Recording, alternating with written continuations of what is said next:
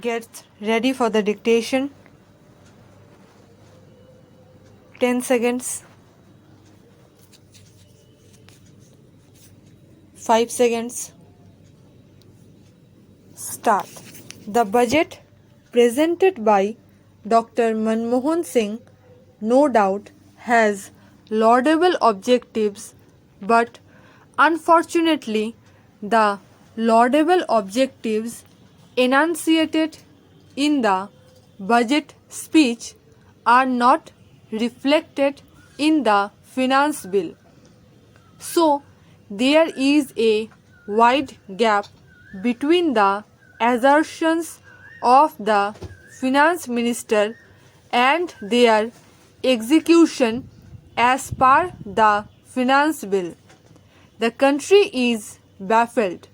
The entire nation is baffled as to how Dr. Manmohan Singh managed to mesmerize the country with laudable objectives but without the concerned provision in the finance bill.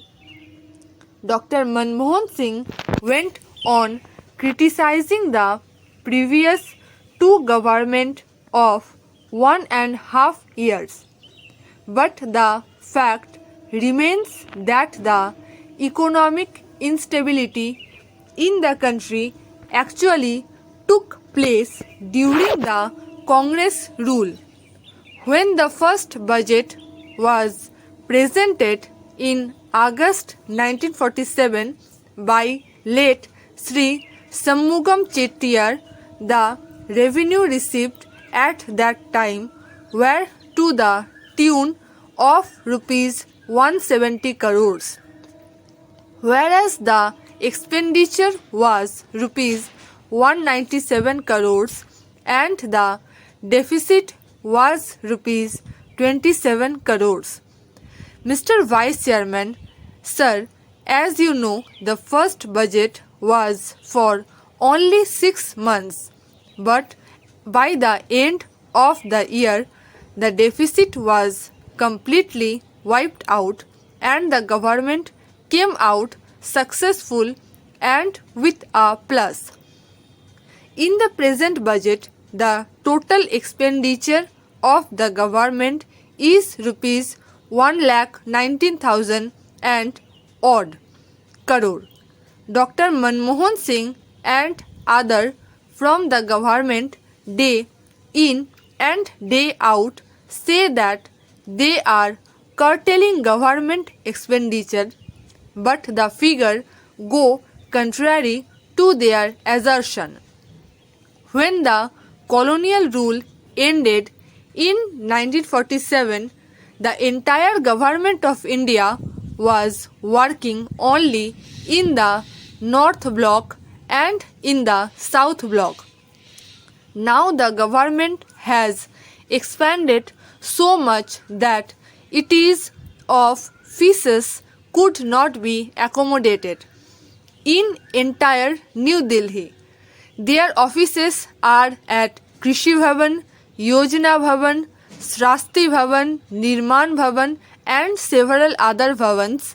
Not satisfied with this, the Government of India's offices are at Lodhi Road also.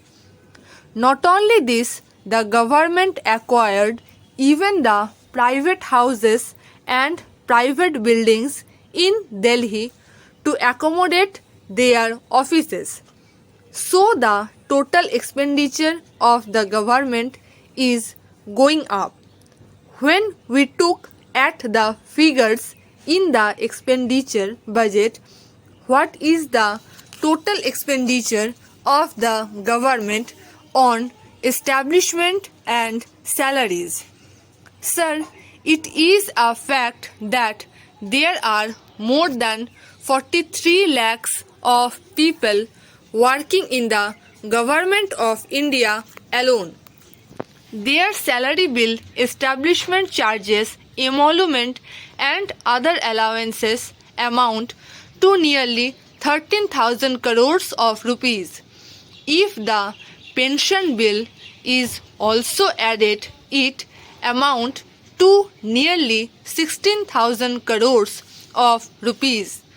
It is the government of India's alone, and when we take the state governments establishment, local bodies, aided institution and the public sector undertakings, there are more than 2 crores on their payrolls, and the total expenditure involved in its something around 45,000 crores of rupees. Little precious has been done to reduce the expenditure of the government. As for the figures of the non-planned expenditure, when compared to the last year budget, the non-planned expenditure went up by 4,400 crores of rupees.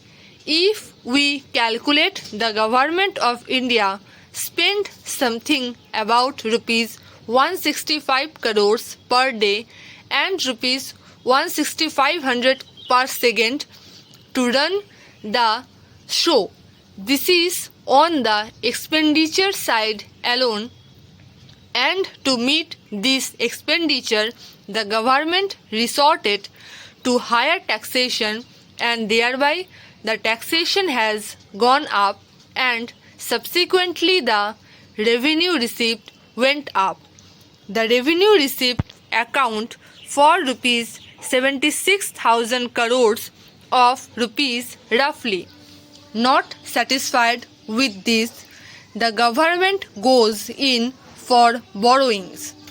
Borrowings money both internally and externally. The total debt burden of the government of India is roughly about 4 lakh crore of rupees.